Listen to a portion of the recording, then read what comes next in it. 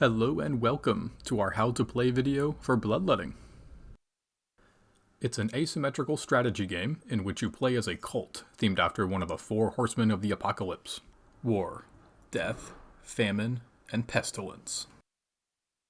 There are four main types of action cards: instant, plot, scheme, and active. In the upper left of the card, you can see what type of card it is and how much blood it costs to play. Instant cards, such as Death Begets Life, can only be played on your turn and their effects resolve immediately.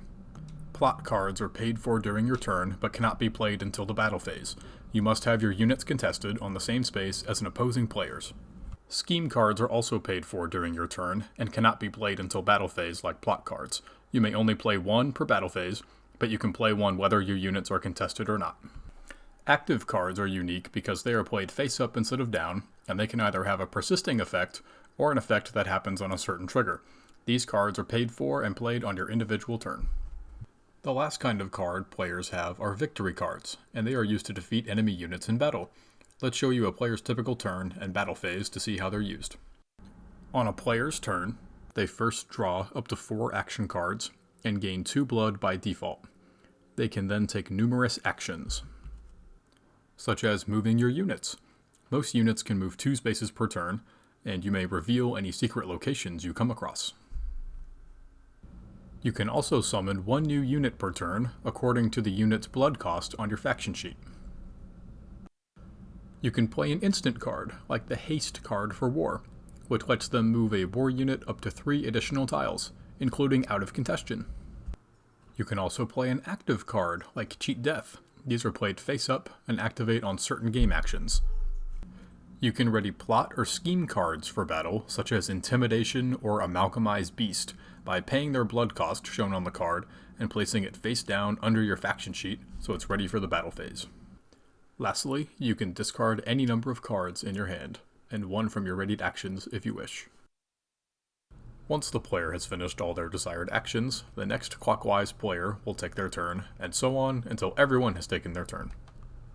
Once each player has had a turn, the king makes his turn by declaring a decree. At the start of the game, you will shuffle the decree pile and set out the top 3 decrees. Once everyone's individual turns have completed, everyone will add up their dominance using the chart on their faction sheets. The player with the lowest dominance gets to decide which decree the king shall enact, unless there is an immediate decree showing, such as Mercenary Contract, in which case that decree must be chosen. The lowest dominance player will immediately resolve what the decree says, and once the king's decree is resolved, it's time for the battle phase. Upon the start of battle, look around the board to see if any units are contested with one another. In this example, War has 2 Crusaders and Death has 2 minions contested in this location.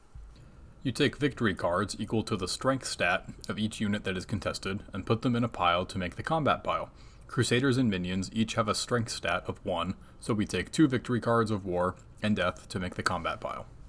After all victory cards have been accounted for, all contested players can add any number of plot cards that they have readied into the battle deck. Then, all players can add 1 scheme card to the battle deck, even if they are not contested. After all cards are added, the battle deck is shuffled, and you resolve the deck from top to bottom. In this example, the first card drawn is Undead Beguile, which will allow Death to transform the next unit they defeat into one of their own. Next is a War Victory card. They will use it to attack any enemy unit they are contested with, in this case, the Death Minion. Next is Twist Fate for Death. This allows them to look at the next 4 cards of the battle deck, and return them in any order they wish. After Death's rearranging, the next card is a Victory for Death, so they will use it to attack 1 enemy unit. This will also activate their Undead Beguile card from earlier, and so they will transform that defeated unit into one of their own. After that, we have Forged in Battle for War, which lets them summon a Crusader unit to their starting tile. The next card is another Victory card for War, so they will use it to attack an enemy unit. Up next is Blind Devotion for War, which lets them discard the next 6 cards from the top of their deck, which helps them with their objective. The next card is Consume for Famine, which lets them discard cards from their hand and the next 3 from their draw pile and gain 1 blood for each discarded card. Famine is only 1 unit and doesn't have an army like the other cults do, so they need ways like this to gain extra blood. And the last card in the battle deck is a Victory for Death, so they will use it to attack the remaining war unit. And with that, this battle phase is complete. The cards from the battle deck are returned to the appropriate players, and the initiative token is passed clockwise, and that player now goes first for everyone's individual turns. Each player will take their individual turns in order again, then battle phase commences once more. After it's done, the initiative token is passed and everyone takes their individual turns again. Then it's battle phase again. This process is repeated until one player completes their objective and wins the game. Thank you very much for watching, and we hope you enjoy playing Bloodletting!